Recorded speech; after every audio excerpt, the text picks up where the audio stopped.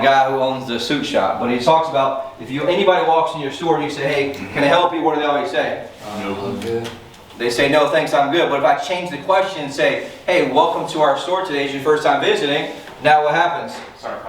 Throws away your script and now you don't know how to respond to it with your absolute just looking. Hey, this is Blake Sloan. I've been selling real estate over 14 years. Our team of highly trained professionals, along with our unmatched marketing, has sold thousands of homes here in the Myrtle Beach area, and this is how we do it. This is not meaning we can switch the script. This is a second level. What's a drop? Anybody know what a drop is? Anybody time to what's a drop? So if something doesn't work the first time, what do I do? Drop price. Unless we drop the price, but I drop to a better deal, a better opportunity, right? And so what it means, if it doesn't work the first time, I can't get to the drop without doing what? Sell them first. Sell them at first, going through initial close, and I get to that no. You guys with me on that? And so one of the things I realized that was a challenge for us is we have two main things here in Myrtle Beach that are a little bit issue. Number one is that we're a vacation destination. So what does that mean? Short-term minded. Some people are short-minded, but they come in, look, and then if they go back, they might, forget about it a little bit. So it has a longer sales cycle. Right? So vacation destination, long sales cycle. Wow, because I have to come and tell them to buy the property in many cases. Now some buy sight unseen, but even then it takes them a long time to get familiar with that area. And so I also can't meet them face to face today, which means it's a little bit harder and longer to convert. The second piece of that we have run into is a lot of times we're dealing with what we call top of funnel leads. I'll just call it TOF. Top of funnel, what does that mean? Just starting the process. Yes, they're just starting the process. So, funnel, right, you have the money. Top of funnel are things like up here, like pay-per-click, Google, things like that. They're top of funnel, meaning they're usually 6 to 18 months out. I was going through a thing last week in our coaching group. The average days through a national study was about 407 days is the average pay-per-click lead takes to convert, which is a lot.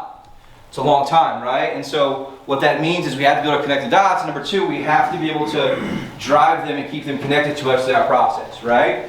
And so the number one challenge with us here, and even me and all the coaching groups I've been in part of the last 20 years, is that most of them in regular markets, and it's a lot different. You can meet with them in the afternoon, right? So us in Florida have some stuff. One of my buddies was sharing some stuff that's working for them. A lot of pay-per-click leads, which is majority, even Zillow and Realtor.com leads and things like that. And when he talks about what he noticed was they're starting the process 12 to 18 months out before they're ever even telling their family anything about moving. So they make husband and wife talk about it. They start looking, they're in the information phase, but they haven't really even talked to their family yet about it. They haven't told their relatives that they're moving yet, or thinking about moving, or thinking about buying something here in many cases. So it means they're very early in the process. Usually, we'll just say 6 to 18 months. You guys with me? So what's happening is, if they're that early in the process, and you're getting hammered with a super hard sales script, what happens? They don't want to deal with it. They don't want to deal with it, what else? Quick to know. It brings out sales reluctance, right? So what's happening is they get hit super, super hard on the front end, and here's I'll take it deeper, what the average consumer is doing is not submitting to this one site, they're submitting to 5 to 6 sites on average. So they come to our site, they search around a little bit, they don't really know how to search MLS, and what happens? They get frustrated and leave. Before they get the calls, in many cases, sometimes they get calls too. Then they go to another website, try to figure that out, and then they leave, right? And so it happens, eventually they go to Zillow, same exact thing. They're trying to find the best deals. They have skepticism on who has the best deals, and so that's why they're always searching different sites. And what happens is most buyers can't search MLS effectively, so when you search it, it's either not enough properties, or they limit their search criteria. They put in white picket fence, everything else in, or they don't put enough in their search, and what happens? There's too broad, there's too many properties. They get frustrated, they're getting 50 emails about shit they don't even care about, and then they leave or unsubscribe. That's why it's important to have someone like yourself who can help guide them as the expert or the consultant in the process. You guys with me on that? Well, a big aha is what's happening in many cases, like you want to make sure you have the traditional script process and go through the traditional process because many of those people are now buyers. But a lot of them are typically 6 to 18 months out, right? We'll just say 6, 12 months. And what they found in the study was many of them thought they were 12 to 18 months out mentally. What does that mean, you think? In their head, and you know what, I'm not buying Myrtle Beach for 12 to 18 months. You know why? Because I want to figure out the area, see what's going on there. I don't know what areas I like. I don't know what areas are good, what areas are bad. And so what's happening, they start searching, and then what happens, you think? They find what they like. You ever been searching for a car? You're like, man, I don't really like this car. And also you start searching for the cars, and what do you think? Oh, shit, like I can do this, right? I can see myself driving that. And all of a sudden, you get super excited. It's on your mind all the time. And all of a sudden, that long process becomes shorter. And what you find is most of the 12 to 18 month becomes 6 to 8 months. Right? And if you do this right, you can get that 6 to 8 months down to 90 days. And that's what the big aha for me was. Like, how is my guy, my buddy, name's Chris, is getting people down to really 90 days for people who initially were 12 to 18 months out in their head. How do you think he's doing it? What's happening is they have a way that lowers sales skepticism off the bat. And so what's happening is they're lowering sales. So everybody that comes in this far out is on 5, 6 different sites. And what do you think the agents are saying they're calling them? How soon you looking to make a move? Have you been pre-approved yet? You talked to a lender yet? When are you moving down here? Right? All the same over and over and over that makes them do what? And what? It turns them off because they have sales reluctance because they're getting hammered by very tough and sharp sales questions when they're so early in the process. You guys with me on this?